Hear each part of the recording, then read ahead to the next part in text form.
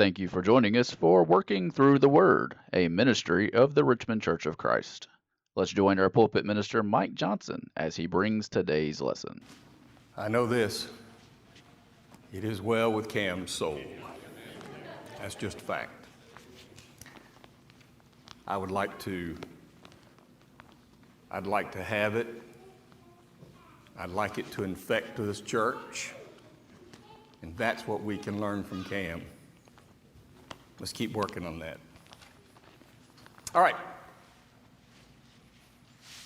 You can lead a horse to water, but you cannot make him drink. My brother-in-law said, well, no.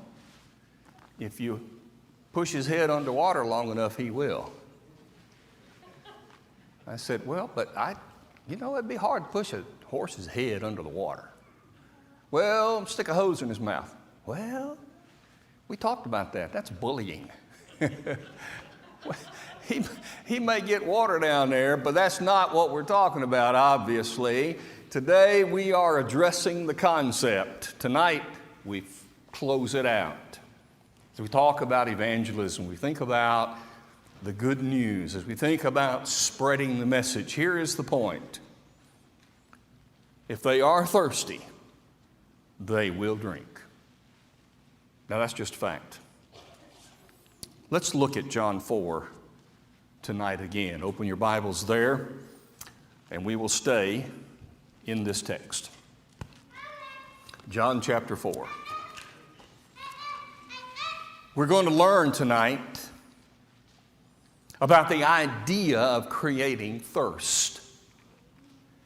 We're going to talk about being thirsty for God. And we're going to notice that Jesus in this event helps us to understand thirst. Now, thirst is a very natural thing. It is something that arises within us. It's our body, our brain saying, you need to get something to drink.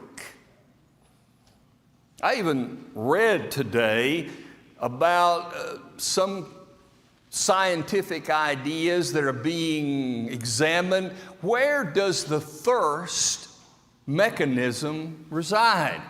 Where is it that we have within us this desire or this thirst concept? And they're talking about it being in the frontal lobe, and it has something to do with a part of the brain that releases dopamine, and all of that is connected to the scientific studies that they are doing to figure out what causes thirst. And basically it boiled down to this. There are cells that when they are equal inside and outside, then you're okay. But once that is messed up, when the cells burst, you got too much water. And when there's more on the outside than inside, now you have a thirst. That's what they're talking about. I don't understand it all, but I know this. You do too. I know what it feels like to get thirsty. Jesus met a woman. And in this event, he helped her with her thirst. I've mentioned this before, and it will come up in this material tonight because there is a difference between satisfying a thirst and having a thirst that you always want to have. That is what Jesus is talking about. Will you consider with me tonight how Jesus dealt with thirst as it relates to spiritual development? Number one, when a person realizes, when a person knows that they are thirsty, they'll go find it. When they crave something, they'll go after it. That's how we are.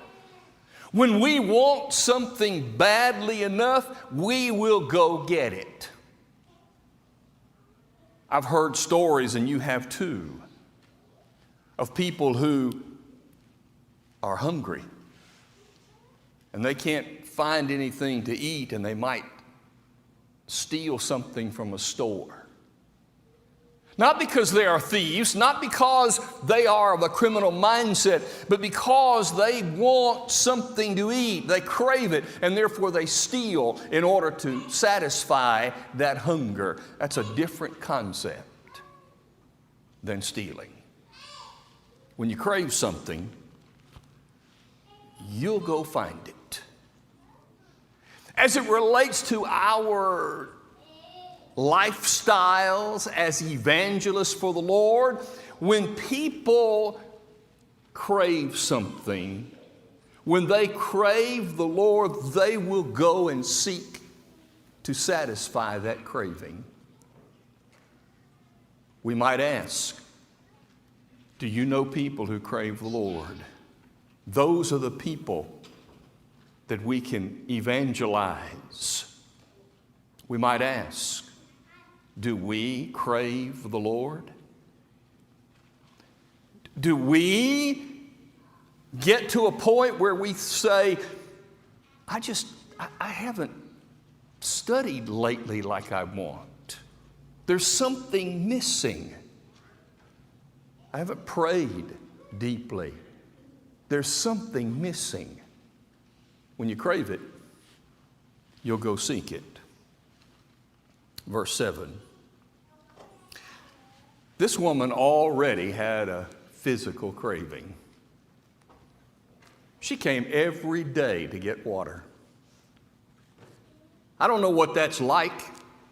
Most of us don't know what that's like. I got to experience it a little bit in Guyana, when you don't just stand there and turn a spigot and water comes out. You have to go and work for it. You have to go somewhere and get it. And it's not as readily there for you. This woman, every day for her whole life, ever how long it was, had this craving, of course. And Jesus is using that craving. He recognizes, here is a woman that I can talk to. She came to draw water, and Jesus said, give me a drink. Here's a woman that had a craving every day, physical craving that just had to be taken care of, because all of us are just like that. But this woman had a craving that I don't think she even realized. Because she then looked at Jesus and said, now wait a minute, you are asking me to give you water? Jews don't like me. They don't do this, talking to a Samaritan woman. You're asking me? I think that says that there was something in her mind, something in her life that she was craving. It wasn't just about getting physical water. She was craving a relationship. She was craving an answer. She really wanted to know, why is it that the Samaritans don't like me, or the Jews don't like me, a Samaritan woman? Maybe it was so common for her. It was her life. It's who she was. That's all she had ever known. But there was something nagging at her from the inside. Something that she wanted an answer to. Maybe she had asked the question before and nobody would answer. Maybe she was too afraid to ask the question before because she had been mistreated so many times. But there was a craving inside of her, and she wanted an answer to it. And so immediately she had an opportunity now to deal with it. She could ask this person standing with her, What's going on here? Jesus said, if you knew. Here's a woman who had a craving that everybody has, physical thirst, and then who revealed a craving that was bugging her, unique to her, in her mind. And Jesus now is going to deal with that craving. And he said, he leads her to satisfy her craving.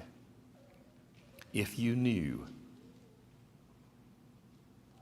She doesn't know. See, the word used here in the Greek is a word, it's pronounced oida, and it means if you understood. If you could put it all together and you can say, I get it. When you understand, if you understood, you would ask me. She didn't understand yet. She didn't understand why it was that people didn't like her. She didn't understand why she was an outcast. And she did not understand what it was that she didn't have. So Jesus said, when you understand, if you did, I think he's saying, if you had known, meaning, I'm going to tell you and you will know. It's coming. He knows what's going to happen, I think. And so he is setting her up. When you understand, I think I can look at it this way. When you get it, when you understand, when you put it all together, you're going to say, give me this water. She did not come to that well that day with any of these thoughts on her mind. She came as a habit, an everyday event, without any thought, without any concept of anything other than, I have to get water for my family. I've had an interesting conversation a few times with people in my office. And it is interesting to me, the dynamic between men and women and how things are different. I've had this conversation with premarital things, and a boy and a girl sitting there, and I say to him, when your wife in the future says to you, what are you thinking about? Don't say nothing. Don't say it. But that's the answer. Don't say nothing because she's not going to get it. And then I ask, do you ever think of nothing? And he goes, sure. There are a lot of times I think of nothing. I've not had a single woman tell me too. There are times I don't think of anything. That's never happened to me. So while I don't think she had any of these thoughts on her mind coming to the well, I think she was thinking about something because she was busy. If it were me, the habit every day of doing the same thing, I could have done it over and over and over and not had a single thought. Blank. But Jesus scratched the surface. He knew there was something down there. If they crave it, they'll seek it. Number two, when they are out of balance, they will balance it. It's that reaction that we all have. When we are about to fall, we do something because it's just a normal thing to counteract being out of balance.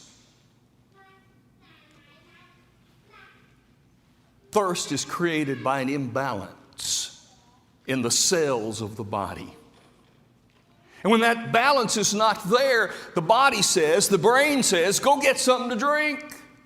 You're in trouble.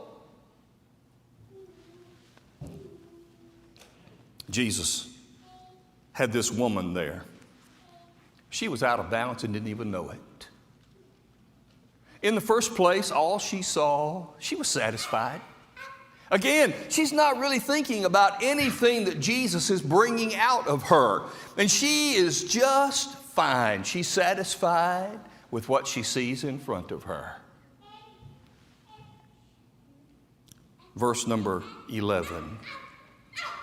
Sir, you have nothing to draw with. The well is deep. All she saw was the well. All she saw was the physical water. All she saw was every day I do the same thing. This is who I am. This is my life. She saw her present.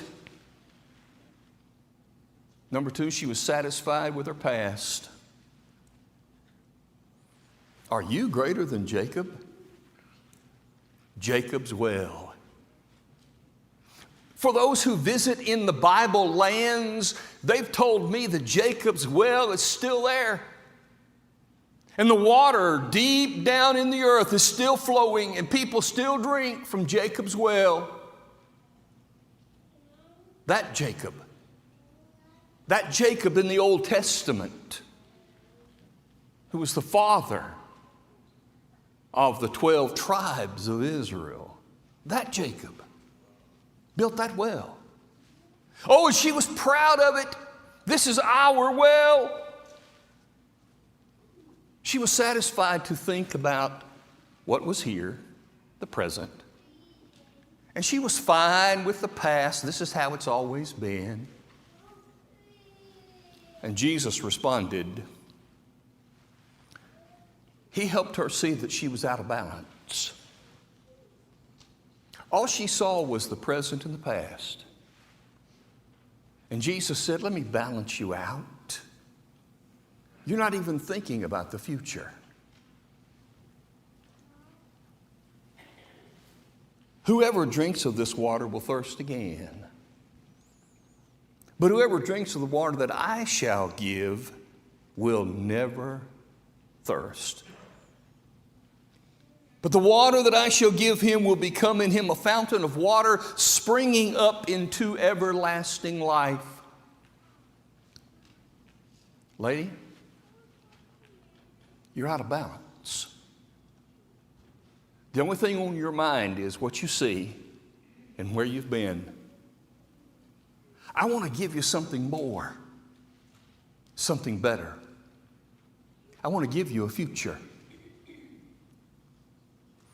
I want to give you a future of a thirst that's different than the one that you're dealing with. You'll take this water and you'll go home and you'll drink it and you'll be fine. You won't be thirsty again. But that's not what Jesus is offering. He's offering an opportunity to thirst all the time. The difference again between being satisfied and being content. To be satisfied says, I've got enough, don't need any more. To be content says, this is great. Give me more. Jesus didn't want her to be satisfied. He wanted her to be content. I want to tell you about your future and what it can be.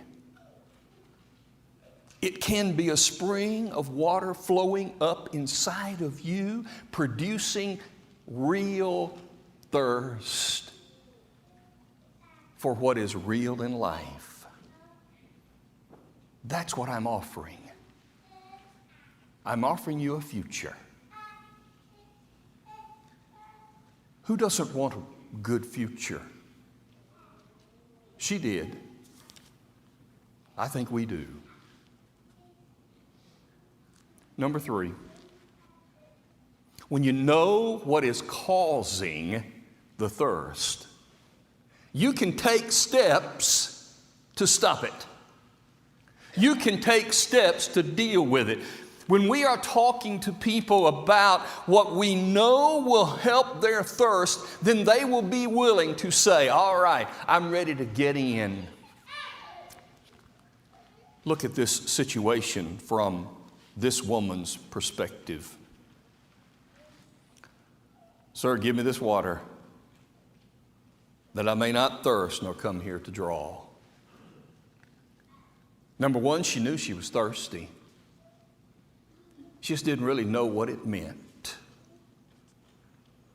She knew that she wanted something. She knew there was something here. She was getting a hold of the message, but she didn't really understand the details. And yet she was willing to say, give it to me.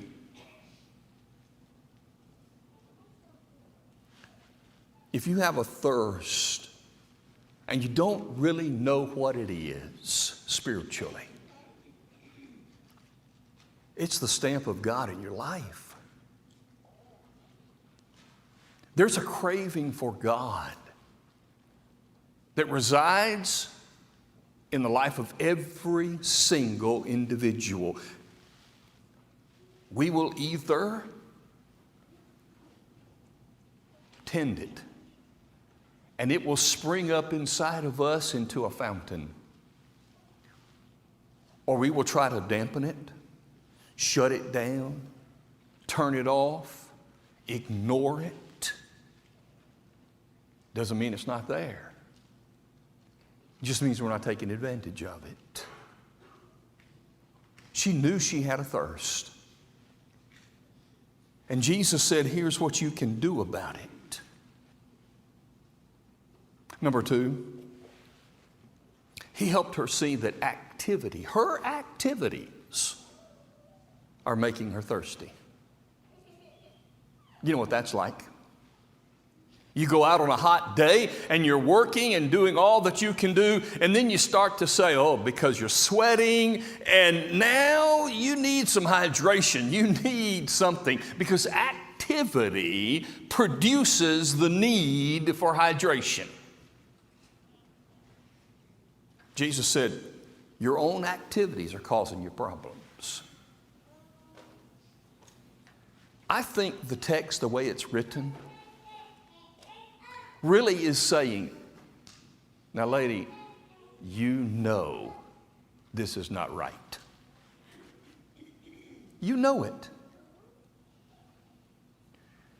I think she indicates the fact that she knows it, because when Jesus said, you've had 5 husbands and now the one you have is not really your husband, because she had said, I have no husband. I think she knew there's just something wrong. This is not right. There's an instinctive message in her heart. She just knows that this situation is not right. Your own activities are causing you trouble, and you need to fix it.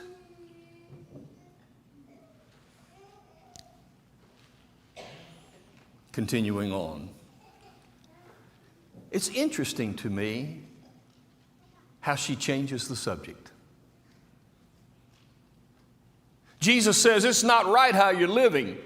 And immediately she changes the subject. I think it is another indication that she already has an idea that something's not right. And so she changes the topic. And now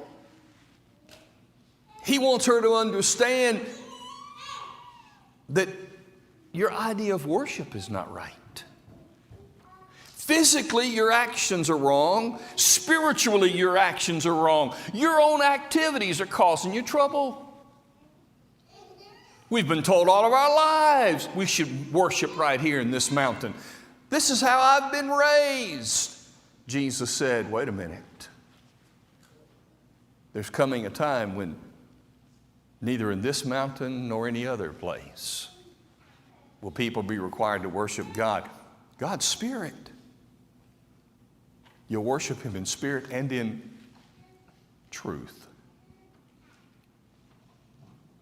He said to her, you're thirsty because your own actions physically in a bad lifestyle, spiritually in a worship that's not proper, are not helping your thirst. Finally, when you realize that salt causes you to want to drink, you'll drink. I love good baked ham. I ate a bunch of baked ham, and then I just can't seem to get enough to drink. Thirst just hangs around. You see, she now came to the realization that she had been infused with a healthy dose of salt. Jesus said, "You just told me that you heard about the Messiah's coming. I'm telling you, that's who I am. The salt of the earth." The idea of salt, very important to the people of that world. It was necessary for health reasons.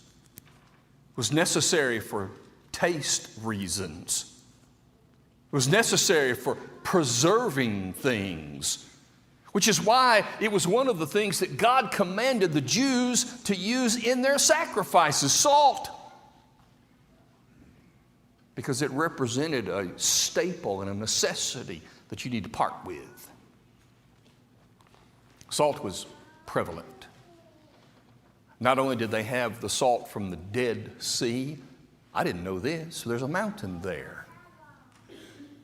This mountain is 7 miles long, 3 miles wide, and hundreds of feet high.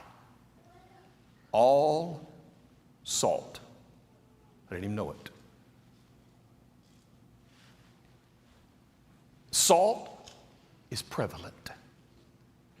I don't guess there's anywhere on this planet you could go without finding salt in some form.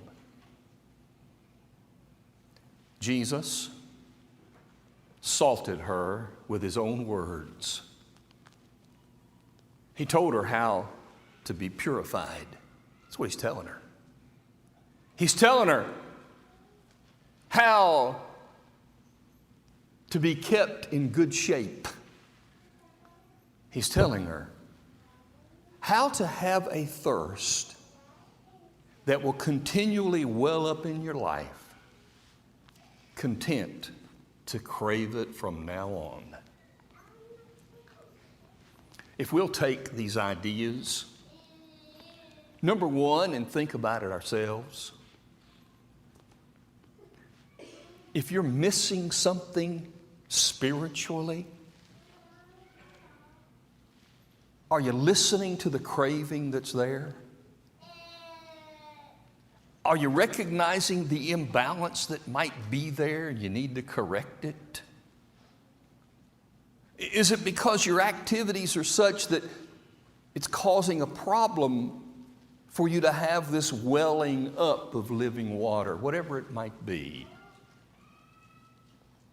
When Jesus tells Christians to be the salt of the earth, he's telling us to have a thirst that is continually welling up and producing it in other people. Number two, take these things and think about your friends and your family and use this to reveal the thirst that resides deeply that you can scratch and open up and eventually find, hopefully, this welling up within them. Let us be evangelists. Let us spread the message, the good message of Jesus. Because when people thirst, when we help reveal the thirst that they have and help them to understand it and to appreciate it, they will ask. Some of the most interesting words in Scripture, Acts 8. Philip met the eunuch on the road and he preached to him Jesus. The text says they came to the water and he said, "See, here is water.